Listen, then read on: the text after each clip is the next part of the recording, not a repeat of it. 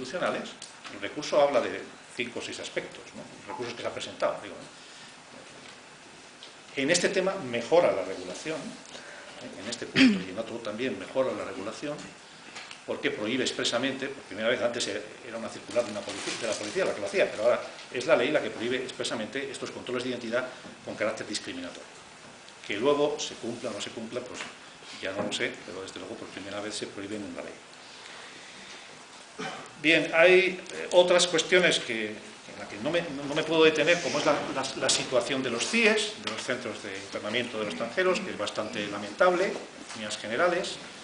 Los centros de internamiento de los extranjeros no son cárceles, no tienen que ser cárceles, lugares de detención, simplemente son lugares donde se retiene a los extranjeros hasta que concluya el expediente administrativo de expulsión, pero funcionan como cárceles, funcionan como cárceles incluso peor que algunas cárceles, de manera que hay que anotar también en nuestro debe esta situación, ¿no?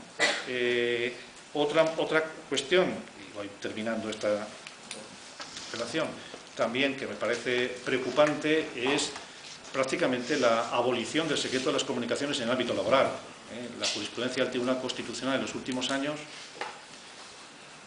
a partir sobre todo del año 2012, prácticamente, por decirlo de manera muy burda, se ha cargado el secreto de las comunicaciones en el ámbito laboral, en el sentido de que los correos electrónicos de los trabajadores, de acuerdo con esta última jurisprudencia, no con la anterior, pero con esta última jurisprudencia, pues pueden ser controlados por el empresario en virtud de sus facultades de vigilancia de la prestación laboral, prácticamente sin mayores problemas, ¿no? Es decir, realmente se ha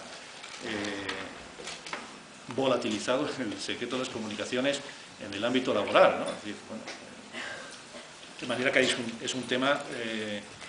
un tema muy sensible, en el que ha dado la batalla con sus votos particulares el magistrado Fernando Valdés Dauré, que fue profesor mío en esta facultad.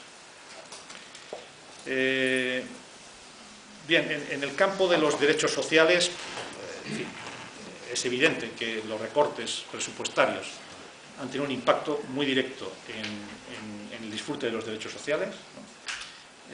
No solo, pero fundamentalmente en el disfrute de los derechos sociales, el derecho a la salud, el derecho a la educación. Ha habido un recorte clarísimo, objetivo en las partidas presupuestarias y, por tanto, pues eso se ha reflejado en un deterioro, digamos, de la calidad de estos servicios públicos y eso naturalmente incide directamente en este tipo de derechos sociales, ¿no? Aparte de, en algún caso ha habido la exclusión como sanidad, el decreto ley de 2012 que excluye a los extranjeros en situación irregular de las prestaciones, salvo excepciones de la prestación sanitaria, y por tanto ha habido ahí medidas que son más que discutibles, ¿no? Pero tampoco me puedo detener ha habido alguna mejora, por decirlo todo. Por ejemplo, una mejora en una asignatura pendiente desde hace más de 20 años, fuimos condenados por el Tribunal de Estrasburgo hace muchos años, que es la regulación de las escuchas telefónicas.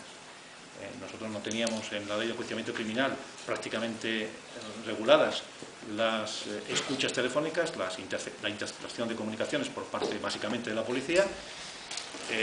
No se preveía nada sobre cuándo, sobre qué tipo de delitos, con qué duración, con qué controles, etcétera, y ahora nos hemos pasado 3 pueblos, porque ahora la regulación es detalladísima. Se pueden encontrar ustedes con 5 o 6 páginas en la ley de enjuiciamiento criminal donde ya detalla exactamente hasta el mínimo detalle cómo se debe hacer, cómo el juez debe autorizar estas intervenciones telefónicas. Bueno, eso es una mejora frente a lo que teníamos hasta el año 2015, que es que nos habían advertido por activa y por pasiva que eso no estaba bien. Centrándome en la libertad de expresión y ya muy rápidamente, porque no quiero restar tiempo a mis compañeros de mesa. Bien, también telegráficamente. Un primer problema de la libertad de expresión en este país es, yo diría que el primero hoy es la precariedad laboral, la precariedad de los periodistas y de los medios de comunicación, que están prácticamente los escritos en quiebra. En pocos años veremos la extinción de la prensa, probablemente por escrito, ¿no? Bien, esto naturalmente, medios de comunicación y periodistas en situación precaria implica que tienen menos capacidad de resistir las presiones. Hay medios de comunicación en este país, muchos, que viven de la publicidad institucional, que de hecho están viviendo de la publicidad institucional.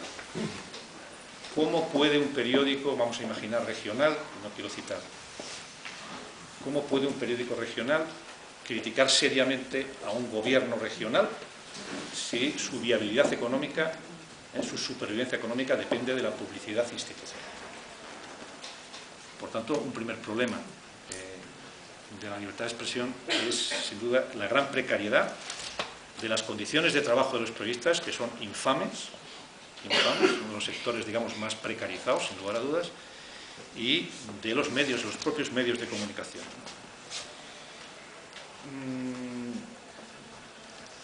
Otra cuestión que realmente merece también una mención es el nuevo artículo 3623 de la Ley Orgánica de Seguridad Ciudadana, que dice literalmente que el uso no autorizado de imágenes o datos personales o profesionales de autoridades o miembros de las fuerzas y cuerpos de seguridad que pueda poner en peligro la seguridad personal o familiar de los agentes de las instalaciones protegidas o en riesgo el éxito de una operación, se sanciona, aunque se dice con respeto al derecho fundamental a la información.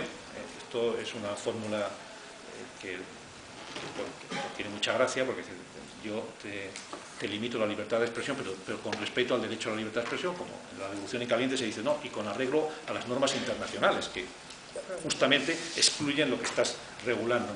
Bueno, bien, esta es una sanción, el uso de imágenes captadas en el curso de una manifestación de las fuerzas de orden público, que evidentemente tampoco tiene encaje constitucional. Es decir, hay jurisprudencia tanto del Tribunal Constitucional como de los tribunales ordinarios que dicen que se puede fotografiar naturalmente a unos policías en el ejercicio de su función. Hay unas sentencias sobre policías municipales en un desahucio, etcétera, etcétera. No hay ninguna duda sobre eso. Y por tanto esta disposición atenta contra la libertad de expresión claramente. Es más, en el anteproyecto todavía se decía cualquier imagen que pueda poner en peligro el derecho al honor, a la intimidad o a la propia imagen, o sea, se pone por encima el derecho a la propia imagen del policía o el derecho a la información.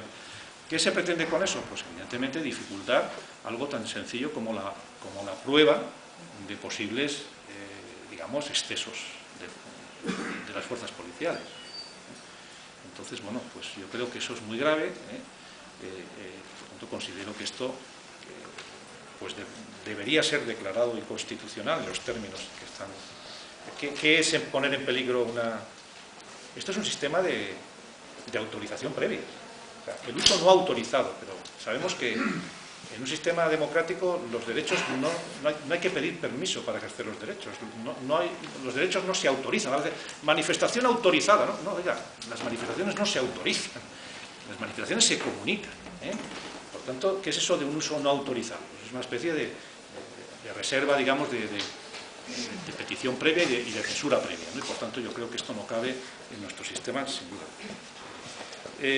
Tenemos un problema con las injurias a la corona. Claro, tenemos un problema con estos tipos penales de injurias a la corona, a la Casa Real, al gobierno, a las Cortes Generales, porque en Europa no les gusta mucho, en el Tribunal de Estrasburgo no les gusta mucho esto que llama la sobreprotección de determinadas autoridades, ¿no? Del honor de determinadas autoridades. Por lo tanto, estos tipos penales, en el Tribunal de Estrasburgo no les gusta. Tenemos dos condenas, en el caso Castel hace muchos años, en el caso Otegi después, por injurias a la corona. El Tribunal de Estrasburgo ha considerado que esto atentaba contra la libertad de expresión. De manera que tenemos unos tipos penales cuestionables, ¿no? Es decir, esa protección específica, privilegiada de determinadas autoridades, en este caso del rey, pues es cuestionable. Bastaría una protección civil. Es verdad que tiene la ventaja de que se actúa de oficio, de que no hace falta que la autoridad vaya en fin, ¿no? a un juzgado a reclamar la protección de su derecho. Por tanto, pero bueno, esto es una cuestión en fin, con la que tenemos problemas, ¿no? Las injurias a la corona, si tiene sentido o no esa protección. Bueno, el enaltecimiento del terrorismo, ya muy rápidamente. Bueno, yo, a diferencia de lo que ha dicho Carmen, lo que dice la Amnistía Internacional, sí creo que está justificado en determinados casos